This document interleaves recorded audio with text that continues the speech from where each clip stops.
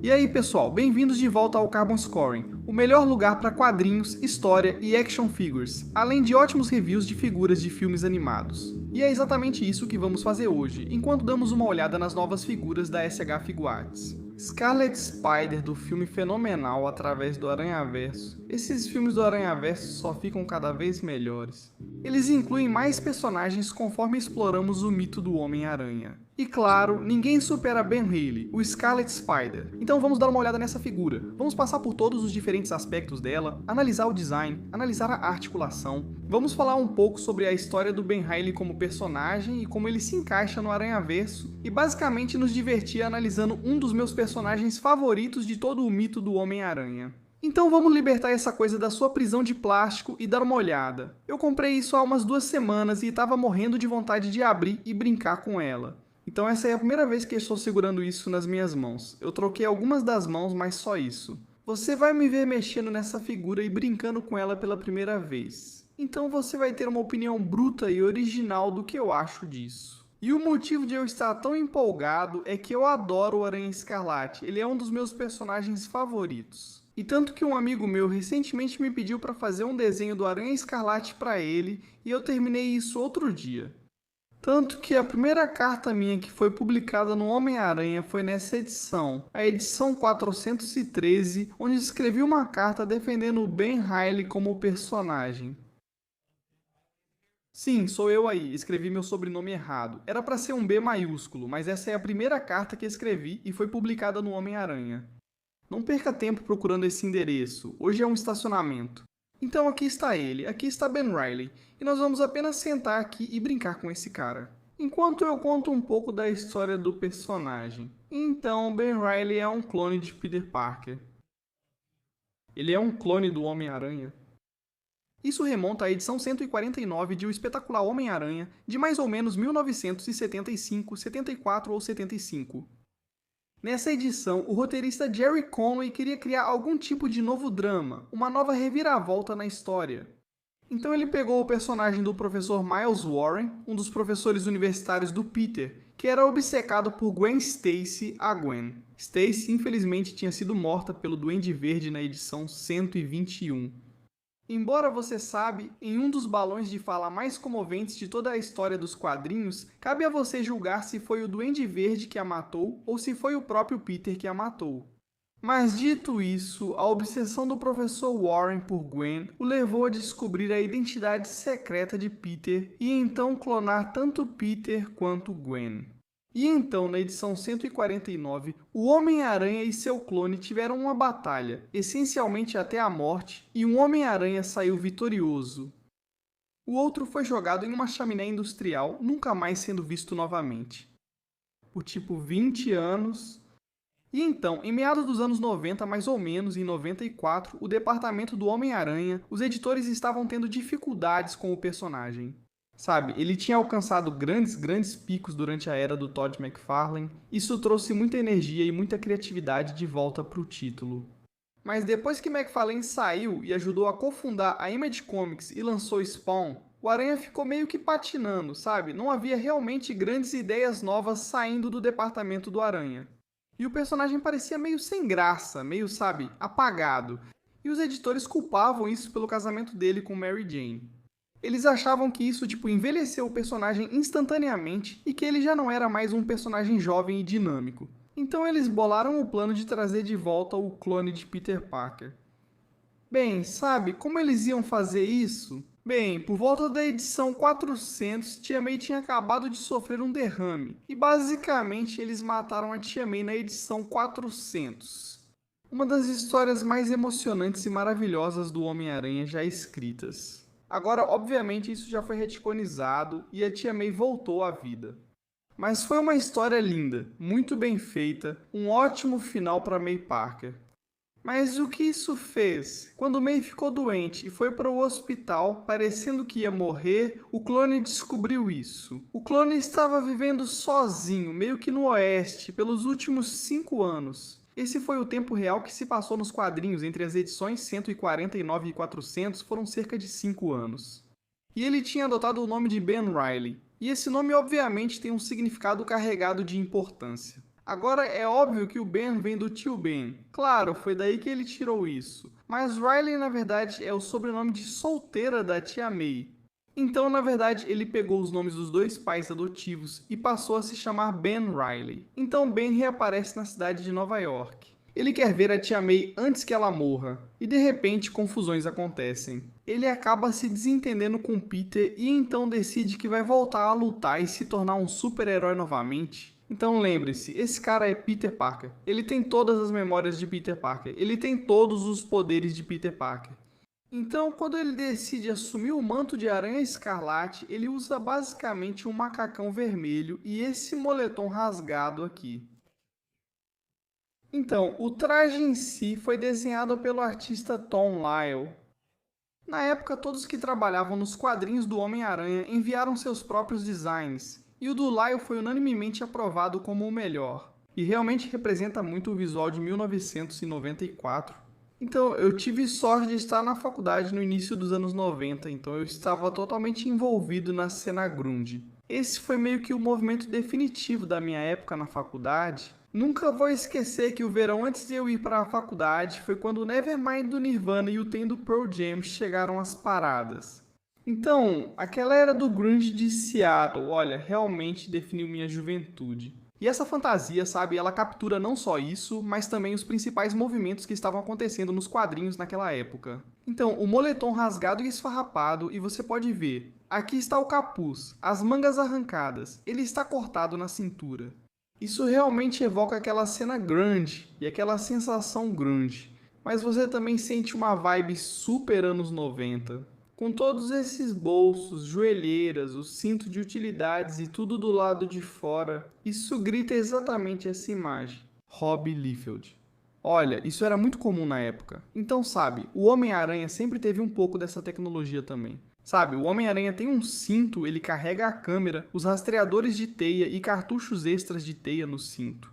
Sob a fantasia, geralmente desenham como se não houvesse nada, mas assim, ele usa um cinto por baixo. Já com Ben Riley, tudo fica exposto. Os lançadores de teia, esses bolsinhos que eu não faço ideia do que tem dentro. Mentos, talvez, não sei. E claro, o cinto dele, tudo do lado de fora. Então isso é muito indicativo não só da época em que a cultura estava passando, mas também do que estava acontecendo nos quadrinhos. Então acabou se tornando um visual realmente clássico. Lyle ficou com o design dele para os olhos. Obviamente, Todd McFarlane havia remodelado o visual do Homem-Aranha e trouxe os olhos gigantes para o destaque. Mas cada artista seguinte meio que deixou sua própria marca nos olhos. E o estilo de Tom Lyle era muito angular, então você pode ver aquele ponto agudo, ângulos realmente acentuados em toda a volta. McFarlane, especialmente nas versões antigas da máscara do Homem-Aranha, desenhava olhos mais arredondados e grandes. O de Lyle definitivamente tem mais desse estilo angular que acabou se tornando meio que o visual definitivo do Aranha Escarlate. Então essa é uma figura muito legal do Aranha Escarlate. Não é uma versão dos quadrinhos, é do Aranhaverso, e é isso que estamos vendo aqui. Então não é exatamente igual. É difícil comparar com alguns dos nossos Aranhas Escarlates mais recentes dos quadrinhos, porque não é para ser isso. É para parecer com o que ele parecia na tela em Através do Aranhaverso. E claro, o Aranhaverso tinha vários estilos de arte diferentes acontecendo. Quero dizer, o visual do Miles é incrivelmente diferente do visual, por exemplo, do Aranha Punk. Sabe, eles são apenas diferentes e todos coexistem juntos. Bem, o que eles buscaram com o Aranha Escarlate foi justamente aquele visual de quadrinhos, aquele visual de gibi saindo da página. E é por isso que você vê esse formato pesado de casca, com sombreamento de célula, aquele cel shading. Ela vende conchas na beira do mar para ganhar dinheiro para o cel shading. O que é extremamente difícil de dizer diante das câmeras, e também é difícil de fazer em um boneco de ação. Porque olha, aqui no tríceps dele está muito mais claro do que o que temos no deltoide. E essas duas coisas estão uma do lado da outra. Então, tipo, por que vai de super preto ali para meio desbotado e depois volta a ficar preto aqui? Mesmo ao baixar totalmente o braço pelo cotovelo, ainda não combina. Sei que não é fácil conseguir isso e entendo que você não quer tudo preto chapado, pois assim perde a textura. Então, sabe, trazer alguns desses realces e achuras cruzadas e um pouco dessas linhas cruzadas realmente funciona. E definitivamente remete a como esse personagem era desenhado nos quadrinhos na época. Mas também é difícil de fazer e eu não sou alguém que realmente gosta de figuras com sombreamento em células para começo de conversa. Então, mas eu vou dar crédito a isso por ser o que é. Você pode realmente ver isso na máscara, onde uma combinação de diferentes gradientes de tinta junto com achuras cruzadas meio que cria aquela abertura onde estaria a boca. E aí, de novo, você tem tipo a luz meio que brilhando dessa direção, criando um círculo meio que o aspecto arredondado da cabeça dele. Na verdade, isso, sabe, isso está muito bom. Está bem cartunesco e é bem fiel ao que vimos na tela. Eu também adoro como o cinto e os lançadores de teia parecem animados. Sabe, eles parecem desenhados, mais do que tentando parecer realistas. Eles parecem animados, o que é bem legal, e aí embaixo é bem padrão. Mas a sombra e o achurado de novo acabam trazendo esse visual meio de quadrinhos, meio animado de novo. Temos algumas escolhas estranhas. O joelho, embora, olha só, até na dobra do joelho, tem um acabamento de pintura um pouco diferente. E isso na verdade faz uma transição melhor aqui para a panturrilha, e eu gosto de como essa sombra está na panturrilha. Então, no geral, em termos de design, com certeza se destaca. Quero dizer, você vai olhar para isso e reconhecer que é diferente dos outros aranhas escarlates. Acho que tem o aranha escarlate da Mafex na minha prateleira do Aranhaverso agora. Vou tirar ele de lá e colocar esse cara porque ele realmente tem aquele visual único do Aranhaverso e acho que isso tem um valor real. Então, agora que já falamos um pouco sobre a história do personagem e também sobre as origens do traje, vamos olhar para a figura em si e analisar parte por parte a articulação, e essa é uma figura articulada SH Figuarts bem padrão. E você pode ver, enquanto eu mexo nela, que ele realmente se move muito bem, sabe? Diferente das Marvel Legends. É um plástico um pouco mais rígido. As Marvel Legends geralmente usam um plástico mais mole. Este aqui é muito mais firme, o que leva a uma articulação muito mais suave, mas não é solto. Ainda assim, ele mantém a posição muito bem. É só uma questão do tipo diferente de dureza do plástico que eles usam. Você tem uma boa junta esférica na cabeça acoplada ao pescoço, então você pode fazer ele avançar um pouco, recuar um pouco, tá? Ele pode olhar para baixo, pode olhar para cima. Bem decente. Ok, desculpa por isso. Normalmente eu tento gravar tudo isso em uma só tomada para que você tenha uma versão totalmente sem cortes do que eu acho das figuras. Meu sentido aranha apitou ao ouvir gritos ao fundo, então fui ver o que era. Não se preocupe, o desastre foi evitado. Aproveito para avisar vocês sobre isso. Se vocês quiserem que eu continue fazendo vídeos em meio ao caos da vida real, então por favor deixem um like nesse vídeo. Isso realmente ajuda o vídeo a alcançar novos espectadores. Isso mostra ao YouTube que o canal vale a pena. Se ainda não for inscrito, inscreva-se no Carbon Scoring, pois trazemos conteúdo de qualidade todas as semanas. Então com essa pausa, eu realmente voltei e pesquisei um pouco da história do grunge, porque o grunge é um aspecto tão vital do personagem Aranha Escarlate e realmente faz parte do design desse personagem. Sempre pensamos no grunge como a descrição dos sons e da música que vinham de Seattle no final dos anos 80 e início dos anos 90, e realmente parece isso. A primeira referência ao grunge veio, eu acho, dos Melvins, de um álbum dos Melvins que foi lançado pela gravadora. Sub Pop era a gravadora de Seattle que assinou o contrato. Meio que todas aquelas grandes bandas do começo, sabe, Mudhoney e obviamente Nirvana e todos aqueles caras. E era para meio que descrever algo sujo, grande, meio repugnante, aquele som realmente pesado. E parte disso é porque era realmente caro se você morasse no noroeste do Pacífico, para descer até Los Angeles e ir a um estúdio de gravação de verdade. Então a alternativa era com a Sub Pop. Você tinha, sabe, equipamentos não tão bons, a qualidade do som não era tão boa. E assim a música simplesmente saía meio áspera, saía crua, saía suja, tinha um som meio grunge. E isso acabou meio que descrevendo toda a cena que surgiu da cena musical de Seattle naquela época. E é interessante porque realmente se aplica. Tem muito desse som alto, sabe, meio grande ao longo disso tudo. Mas, sabe, as três grandes bandas que você pensa que saíram de Seattle naquela época, todas tinham estilos totalmente diferentes. Sabe, Nirvana era muito uma banda punk, esse era realmente o estilo deles, as raízes deles estavam no punk. Enquanto o Soundgarden era muito mais próximo do metal, do heavy metal. enquanto o Pearl Jam era muito mais voltado para o rock clássico, mesmo vindos do mesmo lugar, com influências semelhantes e certa combinação, havia muitos estilos diferentes acontecendo. E como um paralelo, acho que é isso que eles conseguiram nos filmes do Aranhaverso e mal posso esperar para ver além do Aranhaverso. Finalmente temos uma data de lançamento para além do Aranhaverso. Vai ser lançado em julho de 2027. Então vamos ter 2 verões seguidos com filmes do Aranha. Acabamos de receber o trailer de Homem-Aranha, um novo dia que vai sair no final de julho de 2026. Agora é esperar pelo terceiro e último capítulo daquela que foi a melhor trilogia do Homem-Aranha, a do Aranhaverso. Então, sabe, e eu imagino que mesmo que o Aranha Escarlate tenha tido só uma pequena participação com a dublagem feita por Andy Samberg em Homem-Aranha, através do Aranhaverso e no primeiro filme, acho que vamos ver um papel maior para ele no próximo filme, e isso seria muito legal. Acho que ele precisa dizer Aranha Escarlate, mas eu adoraria vê-lo assumir esse manto. Mark Bagley desenhou o traje do Homem-Aranha, um dos poucos trajes do Aranha que eu acho que se equiparam ao design original de Steve Ditko é o traje do Homem-Aranha Ben Reilly criado por Mark Bagley. Estamos falando do Aranha Escarlate e já mencionamos a articulação da cabeça. Os ombros são interessantes porque você tem esses detalhes. Você tem os fiapos do moletom dele e eles criaram tipo uma articulação borboleta aqui, onde esse fiapo está em uma junta separada. Então você pode ver que ele vai para frente, mas só um pouco e só vai até ali para trás. A bola do ombro é uma junta separada, fora da articulação borboleta. Isso acontece por causa do moletom, e funciona basicamente do mesmo jeito dos dois lados. Você consegue ir mais ou menos até aí, e se você esticar os braços dele, eles conseguem se juntar um pouco. Mas eles definitivamente não vão cruzar muito porque você simplesmente não consegue tanto movimento com eles.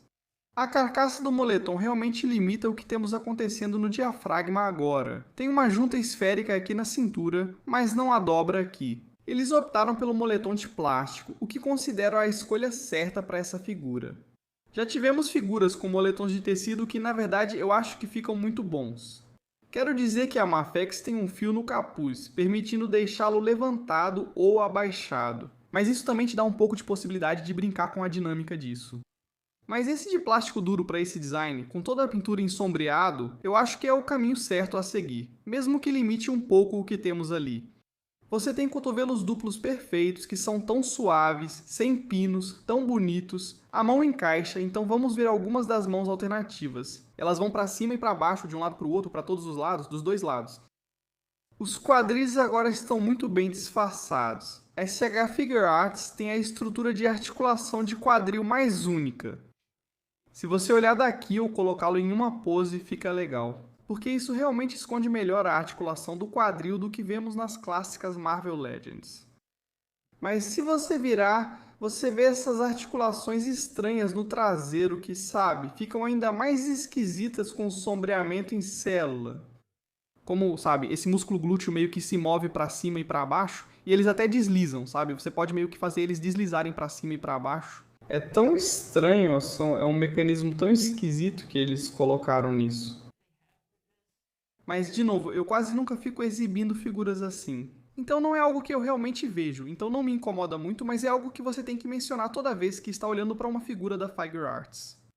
Mesma coisa para os nossos joelhos duplos, praticamente vão até 90 graus, e de novo é super suave e muito, muito bom. Tem uma esfera aqui, e você tem que ajeitar. Eles vão para frente e para trás um pouco. Você tem que ter cuidado com isso. Acho que você não alcança a inclinação do tornozelo que eu gostaria. Talvez você precise alinhar a junta esférica corretamente para conseguir isso, mas essa é uma limitação desses. Você tem um ótimo dedão, mas quando realmente usa? Sei que todos se animam com articulações de dedão em brinquedos. Mas quando você de fato faz isso, muito frequentemente, quero dizer, já é difícil o suficiente fazer eles ficarem em pé. Digo, eu entendo que você pode conseguir uma pose onde você quer aquela articulação do dedão como ponto de apoio. Preferiria que o tornozelo tivesse melhor movimento para frente e para trás, pois é mais provável colocá-lo em uma pose com as pernas afastadas. E poder movimentar esses tornozelos deixa sua figura, sabe, muito mais estável com isso. Então, de qualquer forma, tudo é uma questão de dar e receber. Você ganha um movimento melhor e articulações melhores, mas perde um pouco de articulação. Além disso, esses tornozelos são bem pequenos. Agora, os figure arts não são tão frágeis quanto as figuras da Mafex. Caramba, a quantidade de pinos pequenos que eu já quebrei nas articulações da Mafex é de partir o coração. Mas você ainda precisa ter muito cuidado ao trocar a mão. Então, nesse caso, eu escolhi uma mão de escalar parede. Você vê que ele está com os dedos em posição de pressão e uso mãos mais abertas. Mas há muitos outros acessórios, vamos ver alguns deles. Aqui está a bandeja fornecida, e você pode ver que vem com 2 tweepers. Aqui estão as mãos fechadas que vieram na figura direto da embalagem. Essa é a outra mão para escalar paredes, essa é a mão aberta, e você tem algumas para balançar nas teias. Embora pareça um sinal de positivo, essas mãos foram feitas para usar com o lançador de teias, permitindo deixar ele balançando. Esse é o objetivo delas. Então, 1, 2, 3, 4, 5, 6 pares de mãos diferentes, bem legal. Você também recebe o comunicador, aquele pequeno holograma 3D que todo mundo no Aranhaverso pode usar para viajar entre dimensões e se comunicar uns com os outros. E você recebe esses acessórios padrão de teia. Você pode ver que é só tirar a mão e eles se encaixam bem no pulso. E ficam bem legais. Sabe, tem um pequeno... Você sabe do que isso parece, né? Claro, você recebe uma cabeça sem máscara. Então vamos colocá-la no corpo para ver o resultado. Já falamos sobre grunge? Acho que ainda vamos falar mais. Então, essa escultura de cabeça é o mesmo rosto que vimos com Pedro Parker do mundo do Miles e Pedro B. Parker. E aqui temos com Ben Reilly, então eles têm o mesmo rosto. Mas é claro, esse cabelo loiro comprido, desgrenhado e sujo, agora só me faz pensar no Kurt Cobain. Ben Reilly realmente pintou o cabelo de loiro. Isso acabou dando a ele um visual distinto e diferente de Peter Parker. Mas isso com certeza leva aquele visual grunge de Seattle ao máximo. Esse não é um cabelo loiro platinado limpo, é um cabelo sujo, grande, bagunçado, despenteado. No estilo de Kurt Cobain, que na verdade faz aniversário no mesmo dia que eu. Então, sabe, eu e ele sempre teremos isso em comum. Eu, Kurt Cobain e Cindy Crawford somos como 3 ervilhas na mesma vagem. Andy Samberg, como eu mencionei, foi o dublador desse personagem e ele se jogou nesse clima meio angustiado. Sabe, aquele ai de mim, sabe? Todo esse clima grunge. E eu acho que dá pra perceber isso no tipo de expressão carrancuda, no olhar de lado, olhando por baixo da franja caída que a gente vê aqui nesse molde de cabeça. Isso resume o que eles buscavam no filme. E quando você tem 300 Homens-Aranha no mesmo filme, você precisa fazer algo para tornar cada um único. Então esse foi o caminho que eles seguiram com o Aranha Escarlate. Certo, então o que eu acho? Eu acho bem legal, acho que é marcante. Acho que eles arriscaram um pouco. Nem tudo foi um acerto, mas acho que teve mais acertos do que erros nisso. É incrivelmente difícil fazer cel shading em um objeto em movimento. Uma coisa é desenhar algo com cel shading, outra coisa completamente diferente é conseguir aplicar o cel shading para funcionar com a articulação complexa que você vê nessa figura. Acho que o jeito que os ombros se destacam e o modo como o moletom rasgado funciona dão a ele uma silhueta diferente do típico Homem-Aranha. Acho que por causa do moletom com capuz, ele parece ter os ombros mais largos. Então ele vai parecer diferente comparado a outros Homem-Aranha da SH Figuarts ou da Mafex, que podem estar exatamente no mesmo expositor. Esse cara terá um formato diferente, destacando-se, mas ainda é claramente o mesmo Homem-Aranha magro e atlético.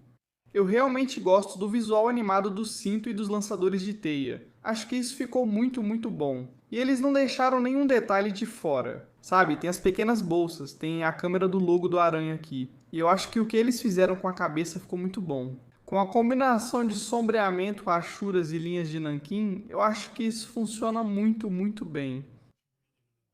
Ele tem o tipo de acessórios que você esperaria de uma figura de importação, sabe? Eu gosto que as cordinhas estejam ali para o capuz dele. Eu acho que, no geral, isso aqui está muito bem feito para uma versão distinta e única desse personagem. Agora, isso aqui não vai entrar na sua coleção de Marvel Legends. Isso não vai funcionar com aquelas outras figuras. Já tivemos um Scarlet Aranha ótimo recentemente, então não precisa deste aqui para isso. Mas eu acho que ele vai ficar muito legal na minha coleção do Aranhaverso, na minha prateleira do Aranhaverso. E acho que ele vai ficar diferente, vai se destacar dos outros que eu tenho. Então isso só deixa tudo ainda melhor. Mas o que vocês acham? Estão animados para pegar essa figura? Vocês vão comprar? Vocês têm comprado figuras do Aranhaverso? E vocês estão tão ansiosos quanto eu para o que vai acontecer em Além do Aranhaverso? Me contem nos comentários e se gostaram, deixem um like no vídeo. E como sempre, para o melhor dos quadrinhos, história e action figures, inscreva-se no Carbon Scoring.